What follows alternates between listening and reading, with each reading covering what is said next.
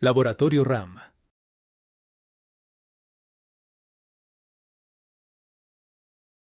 ¿Qué tal? Buenas noches a todos. Agradecemos su puntual participación.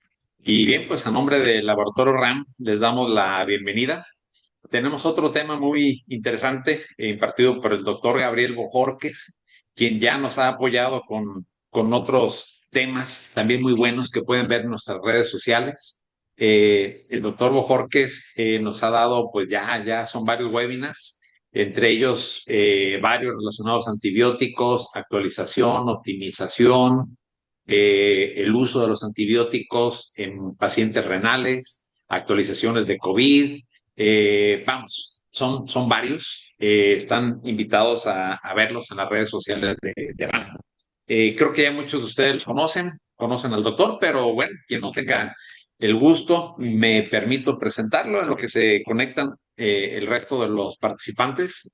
Y bien, pues el doctor Gabriel Bojorques Gámez tiene un currículum muy completo, muy interesante. Es infectólogo certificado por el Consejo Nacional de Certificación en Infectología. Tiene más de 40 años de experiencia clínica. Es integrante de la Comisión Científica de la Centenaria Sociedad Médica de Guadalajara. Ex coordinador, jefe, director de departamentos de emergencia, chequeos médicos, formación continua en el Hospital Angeleaño, exsecretario de la Asociación Mexicana y Panamericana de Infectología, expresidente de la Asociación de Médicos Familiares y Médicos Generales, exsecretario fundador de la Asociación Panamericana de Infectología, entre otras cosas. no los, no los entretengo más con esto. Y bien, pues le damos la palabra al doctor Bojorques para que nos platique de esta situación actual de la infección por el virus de ébola. Tiene aquí una presentación muy interesante para compartirnos. Doctor, nuevamente muchas gracias por acompañarnos, gracias por el apoyo y le damos la más cordial bienvenida a todos los participantes. Gracias, buenas noches a todos y gracias, doctor. Ahora que en realidad pues es un gusto, como en otras ocasiones, participar en este tipo de actividad y pues la realidad consideré que sería un tema de interés para la mayoría por la situación que se ha vivido en algunos países. En sí, la estructura de la presentación está aquí en el sentido de que vamos a ver las características de la familia del virus, que es una familia muy especial, el panorama epidemiológico en relación desde la historia y la situación, cómo ha evolucionado. Actualmente los brotes que han predominado a partir del 2024 hasta la fecha, la ubicación primordial de regiones y países afectados, cómo es la transmisión, que básicamente tiene algunas variantes en relación a otro tipo de estos padecimientos, el cuadro clínico con sus fases, las complicaciones y cuáles son los diagnósticos diferenciales a considerar, así como el diagnóstico, ya que las pruebas son muy específicas, como sucede en todo problema viral, pero que también en algún momento no están disponibles a nivel comercial.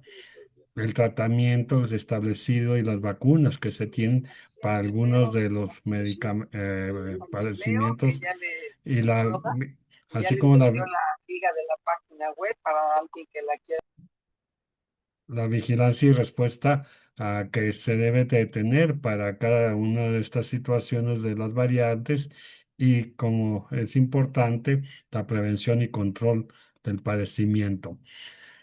En sí, la familia Filoviridae es del género Ortodebolavirus.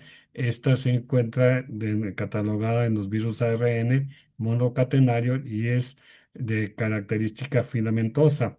El reservorio es el murciélago frugívoro en África principalmente y es todos lo conocen como murciélago zorro porque tiene unas orejas muy altas en características a otros. El descubrimiento fue en el 76, donde fue el primer brote simultáneamente cerca del río Ébola, por eso tienen el nombre este, en la República Democrática del Congo y en el Sudán. Hasta la fecha se conocen estas 6 variantes del virus del ébola. El Zaire ébola, que es el principal y es el más letal, que es el ha causado más epidemias localizadas en las regiones. El Sudán, que es una variante que también tiene brotes recurrentes, pero no hay tratamiento específico ni vacuna aprobados. El bodibuguillo, este es una variable con una letalidad intermedia y que está prevaleciendo actualmente principalmente en la República Democrática del Congo. El Thai Forest, esta es una que son casos humanos aislados raros y se encuentra en la zona de Costa del Marfil. El resto, Ébola, este es algo curioso. Resulta que la región de Reston es una población a un lado de la ciudad de Washington, en Estados Unidos, donde hubo una situación de infección en un grupo de personal que laboraba en la investigación de virus en un laboratorio. La cosa curiosa es de que no causa enfermedad directamente en humanos, solo en los monos, y como se habían recibido algunos monos en el laboratorio, se dieron cuenta que traían este virus, pero parece ser que sí puede causar un proceso asintomático en humanos porque se descubrió que en el personal había anticuerpos para este virus. Y en Bombali, este está detectado solamente en murciélagos y no hay en casos humanos. Esta se encuentra en unas regiones también de África y orientadas también hacia la zona de Egipto. En sí, el ébola inicialmente se conoce como fiebre hemorrágica en humanos y primates. Los primates son los principales, ahora sí, portadores de la enfermedad en forma activa en la región el- de África, como está en esta zona, pero también se encuentran otras variables que pueden estar en Asia y son de las mismas características en los virus. Los SARS, o la primera epidemia se estableció en 1976 por el doctor Peter Park, que se presentaron en el Zaire, Sudán. Zaire, recuerden que es el nombre previo que tiene la actual Democrática del Congo, pero ya se quedó como tal por las características en el 76. Del 76 a la fecha, que fue el primer año que se reconoció, hubo 602 casos con 431 muertes, que una letalidad casi del 72%. Fue una situación muy especial y más que no se conocía el agente causal ni tampoco se tenía las posibilidades de tratamiento específico. El rango de letalidad de cualquiera de ellos es del 25 al 90%, dependiendo de la especie y la respuesta de cada paciente. Ha habido más de 30 brotes, casi todos en África, que se han prevalecido más en los últimos años. Y aquí está la tabla de los más recientes, del 2014 al 2016 en África Occidental, más de 28.000 casos. En la República Democrática del Congo, principalmente en la provincia de Kibú, en el 2018 al 2020, 3.470 casos. En Uganda, actualmente en el 22, 164, y la República Democrática del Congo, en la zona de Ecuador, 130. Entonces, estos brotes han sido en África Occidental y son los que han tenido más presencia. Y son cifras aproximadas porque muchas veces no se podía confirmar el diagnóstico. Entonces, en el 22, en Uganda, el virus de Sudán virus fue controlado después de meses de respuesta epidemiológica intensiva. En el 2024, en República del Congo, eventos temporales aislados por el Zaire Ebola virus, donde se tuvo que aplicar el refuerzo de vacuna en anillo. Las vacunas se empezaron a utilizarse en el 2018. En el 2025, en Uganda y la República Democrática, nuevos brotes notificados, declarados y controlados por una respuesta temprana, que vamos a ver más adelante lo que se considera respuesta temprana. Y actualmente hay una vigilancia extrema y alerta sostenida por focos endémicos.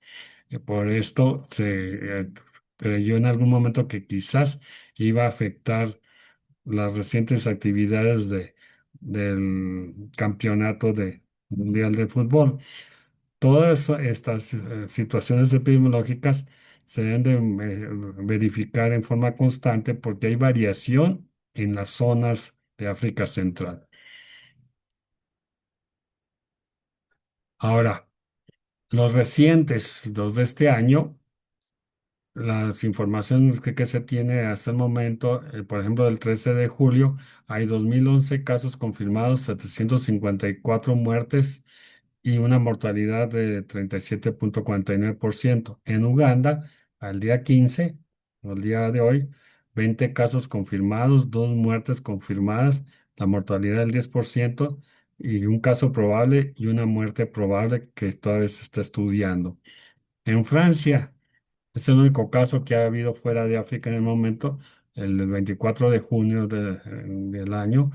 Y este único caso confirmado es un médico de la Agrupación de Médicos Sin Fronteras que estuvo en el Congo y cuando regresó a Francia, que ya había terminado su tiempo allá, empezó con síntomas y se estableció el diagnóstico y se tuvo aislado.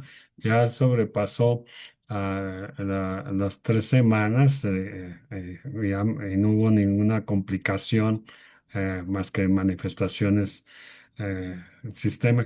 Quizás él también la ventaja es que recibió la vacuna correspondiente.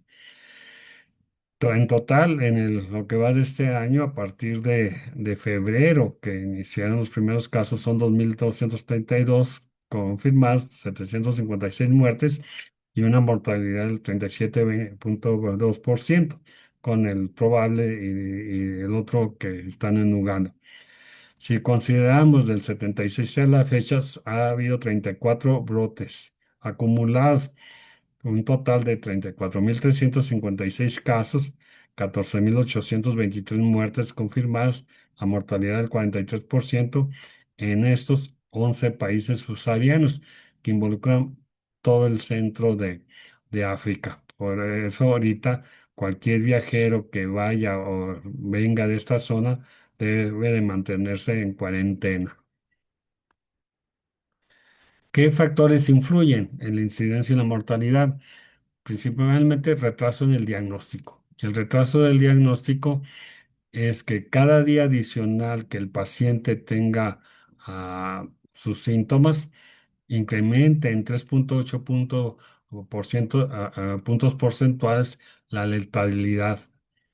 Más adelante vamos a ver las etapas y en qué momento puede ser el fallecimiento del paciente. Ahora, el tamaño del brote, cosa curiosa, cuando son casos menores de 1.000, la letalidad es del 65%, pero si son más extensos, disminuye. Esto pues, se puede deber a dos razones. Una, que se satura el sistema de vigilancia o quizás la mayor violencia. Pero también tenemos que recordar que muchas poblaciones pequeñas son totalmente rurales y aisladas y aparte hay otro tipo de problemas regionales que no permiten establecer el diagnóstico y tratamiento oportuno. Y también algo que debemos de tomar en cuenta, que es muy distinto que fallezcan 10 en 1.000 a que fallezcan los mismos 10 en número mayor. Eso va a disminuir la letalidad. Entonces, son varios aspectos que hay que cuidar. La carga viral es muy importante porque es donde hay una carga viral elevada, la mortalidad es mayor, casi el 90%. Y esta alta carga viral debe establecer desde un principio para saber el pronóstico inicial del paciente. En regiones que se ha afectado principalmente, hay que tomar en cuenta que son varios los factores de propagación. Estas son las resaltadas, es donde actualmente se encuentra el mayor número de pacientes.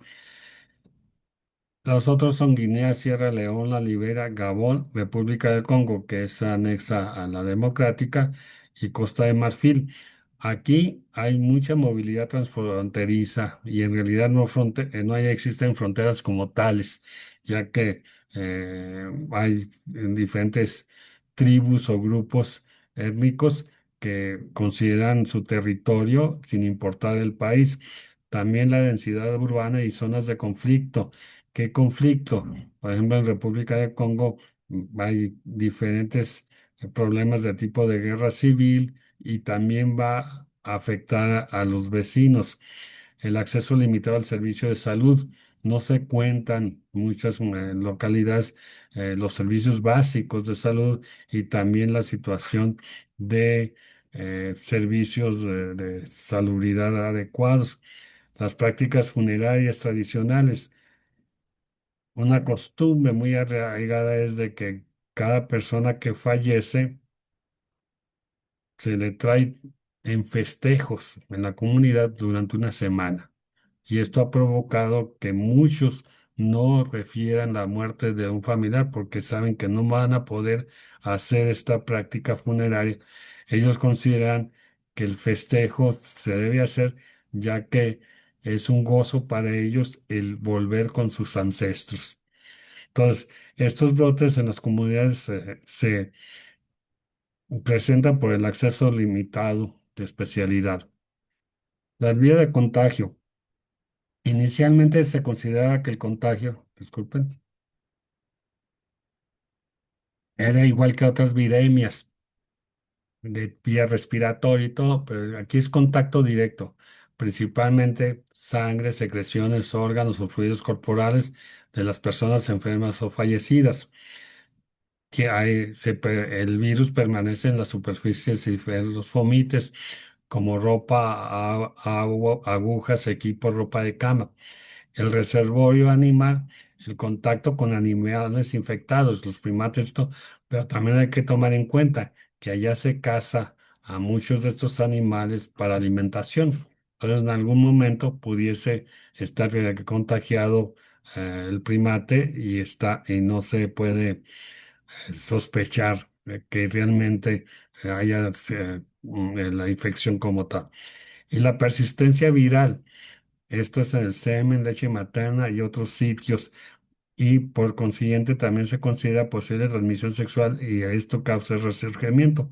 Inclusive hay algunos casos de pacientes que ya salieron del cuadro agudo y meses después sigue positivo el virus a nivel del semen.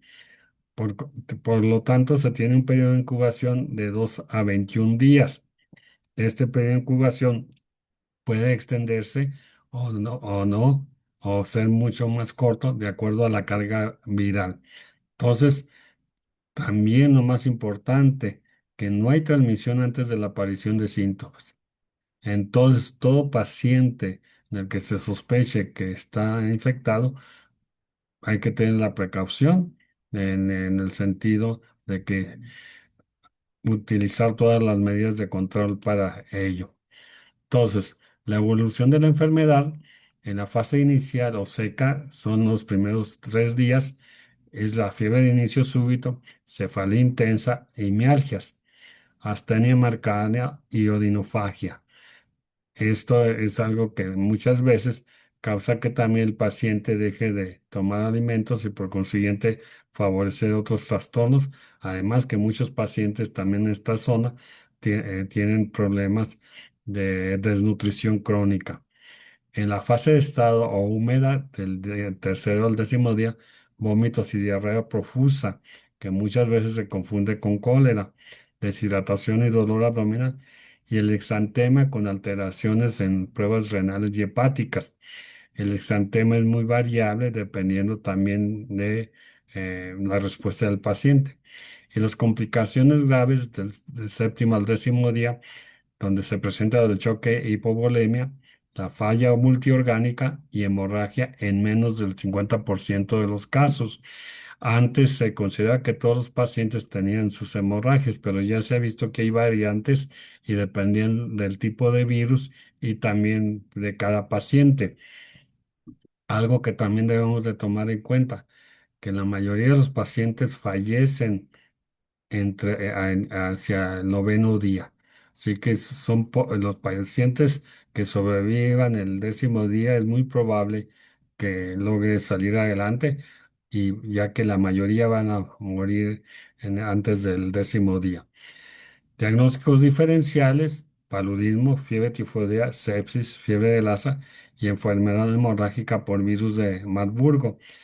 Esta es una variante de ébola virus, pero que se identificó en el 67 en la ciudad alemana de Marburgo, donde existe actualmente todavía un laboratorio donde se desarrollan vacunas, principalmente para contra virus.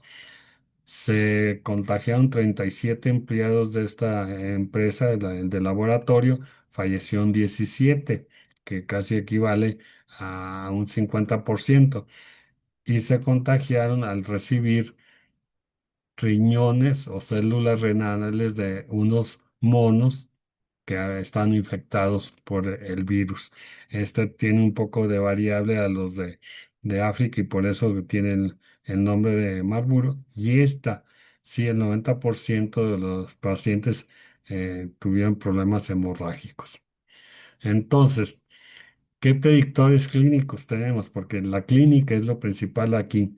En la etapa temprana, la diarrea con una probabilidad de casi el 3% que sea positivo para los estudios. Fatiga, vómito y fiebre. Estos son los parámetros que se ven los primeros días. En la etapa tardía, confusión. Tanto la confusión como la diarrea son los parámetros más importantes en cada una de las etapas: conjuntivitis, disfagia e ictericia. Y muchas veces la ictericia es cuando ya hay falla multiorgánica. Esto está establecido en varios estudios, y este metaanálisis de donde se hace la valoración predictiva de los síntomas del ébola, y se puede decir en conjunto: cualquier paciente que reúna esta secuencia de síntomas, pues clínicamente es ébola hasta no demostrar lo contrario. Y por eso se tiene que hacer una diferencia clínica entre ébola, malaria y dengue, ya que son los padecimientos que prevalecen en la zona y que tienen la característica de fiebre.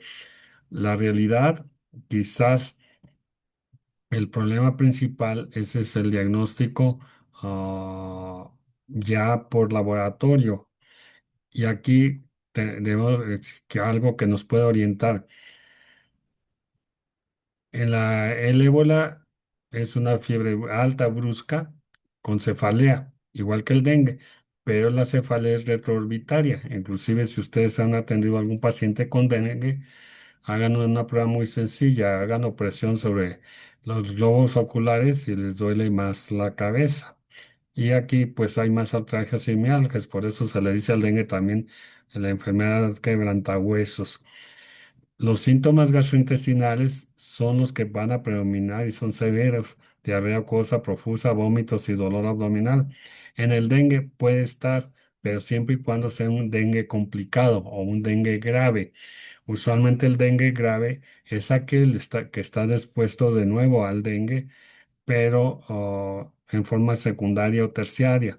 Por eso es muy importante: aquel paciente que en algún momento tuvo dengue es candidato a la vacuna para evitar posteriormente tener un dengue grave. Las manifestaciones cutáneas: el exantema maculopapular del 25 al 52%, y solamente las hemorragias en etapa tardía. En el dengue es maculopetequias del 50 al 80%, y la diferencia es que está el signo de lista blanca en más rojo. ¿Qué quiere decir? Que el paciente tiene eritema difuso y sobre esta hay zonas blancas pequeñas. Entonces, por eso se dice isla blanca en más rojo. Esta es una característica también del paciente con dengue complicado. Todo lo anterior, si se fijan, no es tan frecuente en malaria, pero sí hay que tener cuidado por su prevalencia en la zona.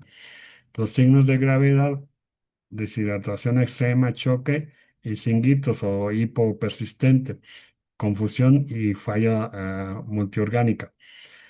En el dengue, cuando se complica, hay una fuga plasmática. La fuga plasmática es muy parecido a lo que sucedía con algunos pacientes con COVID.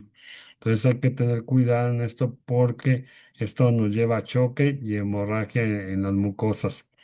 A diferencia de malaria, pues que es anemia grave con ictericia, dificultad respiratoria. Y malaria cerebral es un concepto que no indica que el parásito haya invadido el cerebro. No es una meningitis ni tampoco es una encefalitis, sino que la presencia del parásito a nivel sistémico favorece que haya una coagulación principalmente a nivel de los vasos cerebrales. Por ello, se considera que hay un ataque del padecimiento a nivel cerebral. Las hemorragias. Si se fijan, en un principio casi todos los pacientes se caracterizaban por hemorragia, pero ahora es menor del 20% y usualmente va a ser hematoemesis o melena tardía. Usualmente esto es datos de complicación. En el dengue es más frecuente, en el dengue grave vuelvo a decir, epistaxis, gingivorragia y petequias. Y es poco frecuente en malaria, excepto en los pacientes que desarrollan coagulación intravascular diseminada, lo cual es una complicación en este caso. Entonces, la confirmación del laboratorio es muy importante. El PCR es la prueba de elección, detecta el ARN y debe de repetirse a las 72 horas si es que salió negativo con alta sospecha clínica. O sea, un PCR negativo inicial no debe de considerarse como excluyente de la enfermedad. Hay que repetirlo a las 72 horas. Esta prueba tiene una sensibilidad del 96% con una especificidad también alta. La detección de antígenos o pruebas rápidas. Estas se hacen con la determinación del antígeno, pero es solamente para tamizaje en campo. La realidad es que esta prueba tiene una sensibilidad más baja, pero la especificidad es alta. Entonces, puede haber también falsos negativos iniciales, lo cual por experiencia lo tuvimos en el COVID. Muchos de nuestros pacientes con COVID, inicialmente por el tipo de pruebas, eran falsos negativos. La serología, la IgM y IgG, se es solamente para establecer las fases en que se encuentra el paciente y la presencia de seroprevalencia por zona. Muchos pacientes pueden cursar asintomáticos, pero son seropositivos para IgG. Esto fue un hallazgo que en 1995 detectó un grupo de pacientes que eran seropositivos y no habían tenido síntomas. Y un caso de un paciente que tuvo manifestaciones importantes y que sobrevivió con desarrollo. A partir de eso fue que se empezaron a hacer los estudios para desarrollo de tratamientos con anticuerpos monoclonales. Y por ello se tienen ya algunos. El aislamiento viral, esto se va a desarrollar solamente en aquellos laboratorios con máxima contención o que se llama de bioseguridad nivel 4. La situación de esto hay que tomarlo en cuenta ya que en la región donde prevalece ahorita el ébola, hay más o menos 200 laboratorios móviles en los cuales se hacen las pruebas básicas, pero si se requiere en algún momento establecer el aislamiento viral, son enviados a centros especializados, los cuales básicamente se encuentran en Europa y Estados Unidos. Y a partir del 3 de julio, la OMS añade la primera prueba diagnóstica molecular de uso de emergencia para el bundibugyo. Este es un virus que está prevaleciendo también ahorita con menos, quizás un poquito en algunas partes más que el SARS, entonces hay que tenerlo en cuenta. Esto va a detectar material genético en las muestras de sangre y puede confirmar en forma rápida y precisa, pero apenas se empezó a utilizar en este transcurso del mes. Otro aspecto, los anticuerpos. Del día primero al 5 es lo que llamamos periodo de ventana. Recuerden que muchos pacientes en casos de problemas virales no se tiene la carga viral suficiente ni hay respuesta inmunológica. Entonces es un periodo de ventana en que la carga viral se puede detectar, pero les di, como mencioné, si la primera prueba de carga viral PCR es negativa, la tienen que repetir a 72 horas. Las pruebas serológicas aún van a ser negativas porque es muy temprano y se debe de basar por consiguiente el diagnóstico en los síntomas y la PCR. Del 2 al 9 es el inicio del IgM. Estos anticuerpos comienzan a detectarse más hacia el séptimo día y en algún momento hay un traslape entre el 6 y el 18 de la IgG, que esto pueden aparecer en forma simultánea, pero no quiere decir que el paciente esté respondiendo favorablemente, sino es la respuesta inmunológica inicial. Y después va a empezar a descender la IgM y prevalece la IgG. Después de 30 días, que es lo de convalescencia, los niveles de IgM descienden gradualmente y desaparecen en 30 a 168 días. Pero la IgG alcanzan su punto máximo más o menos hacia los 2 meses y pueden persistir por varios meses o años. Esto fue lo que hizo la modificación de investigar la presencia de anticuerpos monoclonales específicos para el grupo SAIRE. Ahora, el soporte clínico es más importante y en esos cuidados del soporte es lo que va a favorecer la supervivencia ya que no hay terapia específica para la mayoría de los casos. Entonces, reposición de líquidos y electrolitos, mantenimiento de la presión y oxigenación, tratamiento de infecciones concomitantes. Hay algunos casos que han cursado al mismo tiempo con dengue o con malaria, o también enfermedades de tipo infecciosas, primordialmente a nivel de respiratorio, el manejo del dolor y la nutrición y el monitoreo de la función renal y hepática. Por consiguiente, se necesita un laboratorio con estas, donde se pueden hacer los estudios y el seguimiento del paciente. Los anticuerpos monoclonales aprobados a partir del 2018 reducen la mortalidad frente a SARS y virus exclusivamente. Hay uno que está compuesto por tres anticuerpos monoclonales y otro que es solamente uno. Este era la clave inicial para establecer posteriormente el nombre de los Ansumivab, que es con un anticuerpo único. Esta es una dosis única de 50 miligramos por kilogramo IV en infusión lenta y por lo regular la mejoría empieza a presentarse entre el tercer y quinto día después de haber recibido la dosis. Tenemos una brecha terapéutica. ¿Qué es esto? Que las terapias son aprobadas específicamente para SARS o Ebola virus. No existen tratamientos autorizados para Sudán o las otras variables se ha presentado en los brotes. Actualmente, la OMS inició un ensayo clínico contra el ébola boliviano. Esta es por a través de un consorcio del Instituto Nacional de Investigación Biomédica de la República Democrática del Congo, The Alliance for International Medical Action, el grupo ALIMA, que es a nivel internacional, la Universidad de Oxford y OMS.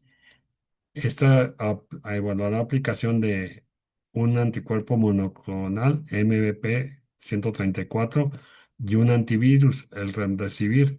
Este quizás les llame la atención, pero el Remdesivir es también uno de los antivirales utilizados en pacientes con COVID, siempre y cuando no se trate de un COVID complicado, porque ya en la fase de complicación no daba ningún resultado.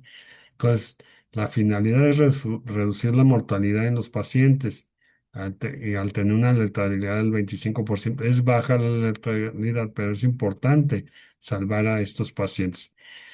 Se va a estudiar en forma aislado o combinado estos dos productos y que con eso establecer cuál sería la dosis y la frecuencia.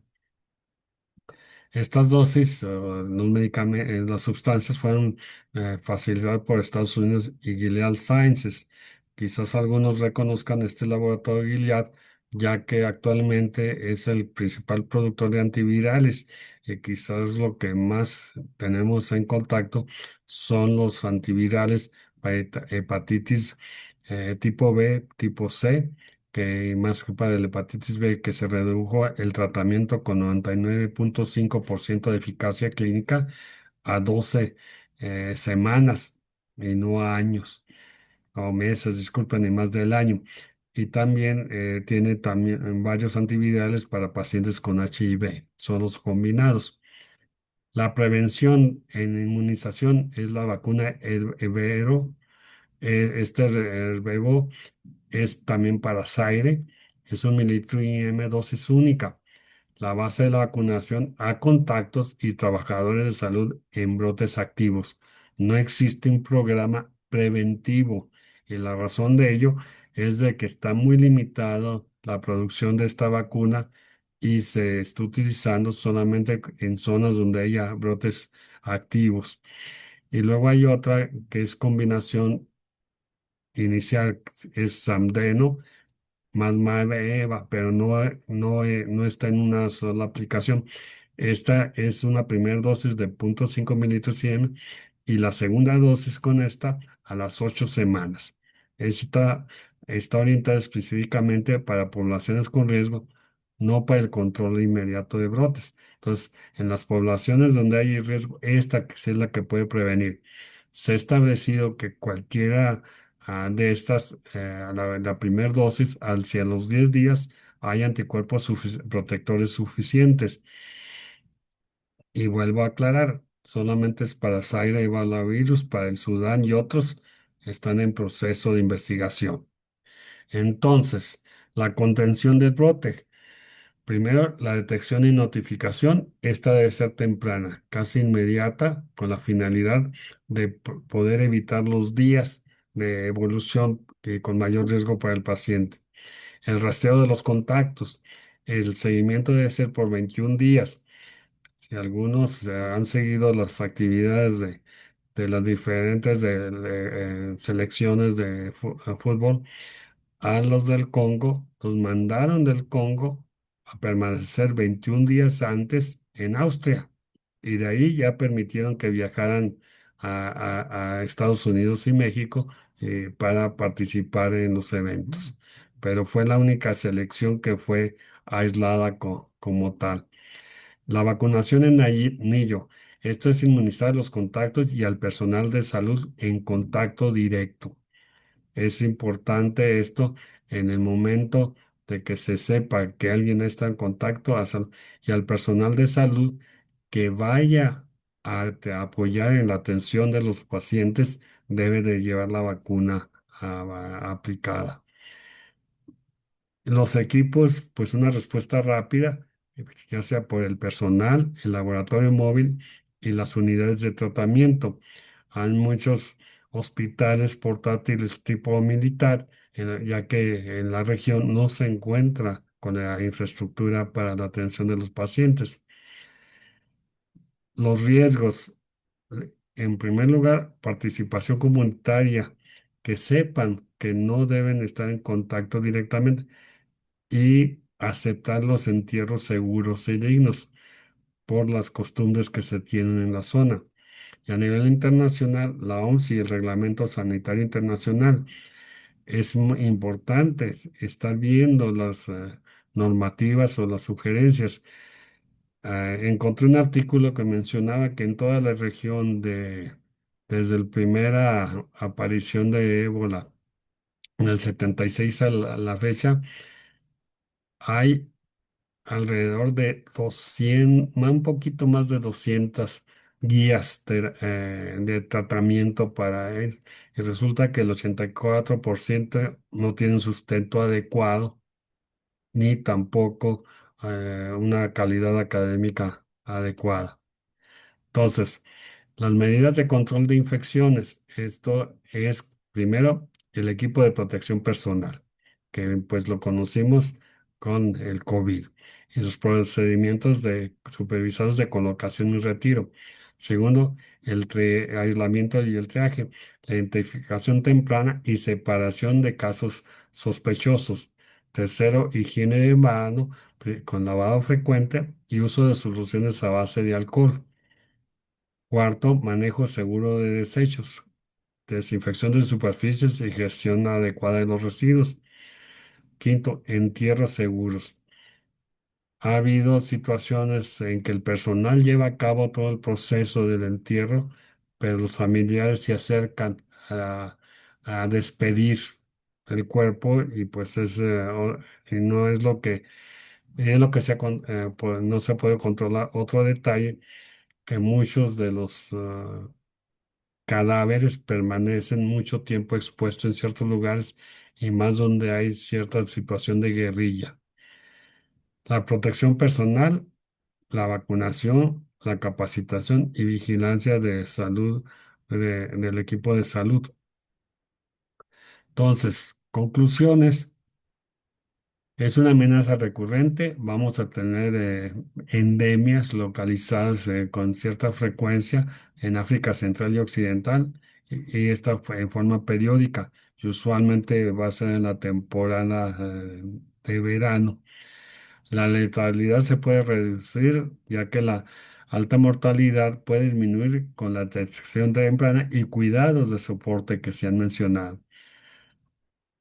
Hay herramientas que pueden cambiar el pronóstico, entre estos los anticuerpos monoclonales y la vacuna contra el SARS Ebola virus. La brecha frente al virus de Sudán, aquí no se tienen tratamientos y vacunas aprobadas, y la respuesta va a depender del soporte inmediato, prevención y control de contactos. Y la vigilancia de zonas endémicas, pues tener detección, rastreo, vacunación en anillo, que esto es muy importante ya que no se tiene la vacuna para toda la población, al menos que sea una zona de riesgo con brote reciente, y para poder contener la infección. Y pues esa es mi participación hasta el momento, y gracias. Gracias, doctor. Excelente tema, excelente exposición. Tenemos unos minutos todavía. Ese QR, por favor, hay que escanearlo. Por ese medio se va a solicitar la constancia de participación. Hay que recordar que tiene aval del Colegio Médico de Jaque, de cual, bueno, pues como siempre agradecemos que nos proporcione este apoyo. Y preguntas, comentarios, estamos a la orden. Parece que no se animan. La realidad es una situación que se puso más de manifiesto por la cuestión del mundial y más por el movimiento que iba a haber de poblaciones de diferentes lugares. Entonces, en sí, sí llegó un momento que se pensó en la posibilidad de suspenderlo, pero cuando se empezaron a dar cuenta que estaba en zonas muy específicas de África, entonces empezaron a limitar el movimiento de turístico en toda la zona, y como sucedió también con el COVID, restringieron y hubo aislamiento en poblaciones, lo cual ayudó. Ahorita no está controlado, pero algo que sí llamó la atención, en la ocasión previa de que hubo la epidemia en la República Dominicana de Congo, se le hubo un crecimiento de contagios mayor después de 260 días. Aquí lo que llamó la atención en estos casos reportados es que el incremento fue en menos de 2 meses. Entonces eso era lo que preocupaba, que fuera a ser extenso o tener ahora sí, una pandemia como sucedió con el COVID. Pero hasta el momento está controlado y sí están limitando, así que también aquellos que tenían planeado viajar en un safari en esas zonas, más vale que lo piensen 2 veces. Es correcto. Pues mientras tanto, algunas felicitaciones. María Guadalupe, felicitaciones, gran plática. Elizabeth, buenas noches, excelente ponencia. Emma también, excelente ponencia. Gracias, doctor Bojorquez, por compartirnos esta información tan clara. Saludos. Bien, pues creo que quedó bastante claro.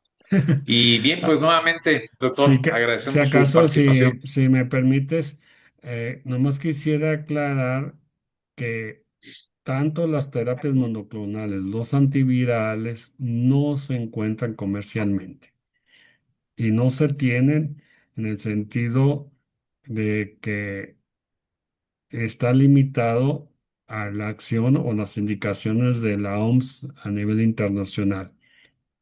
Y no se tienen porque luego puede suceder que aquel que diga, pues yo voy a ir y me pongo la vacuna o me tomo tal cosa. Como sucedió también con el COVID, que empezaron a utilizar muchos productos que no estaban indicados.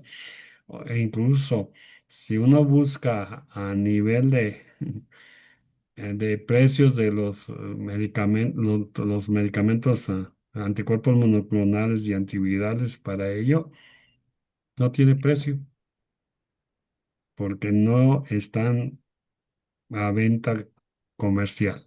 Perfecto, doctor. Pues más felicitaciones de Teresita Maya. Muchas gracias, muy concisa la presentación. Jesús González, felicitaciones, excelente ponencia del doctor Gabriel Bojorquez. Bien, pues no olviden escanear para solicitar la constancia.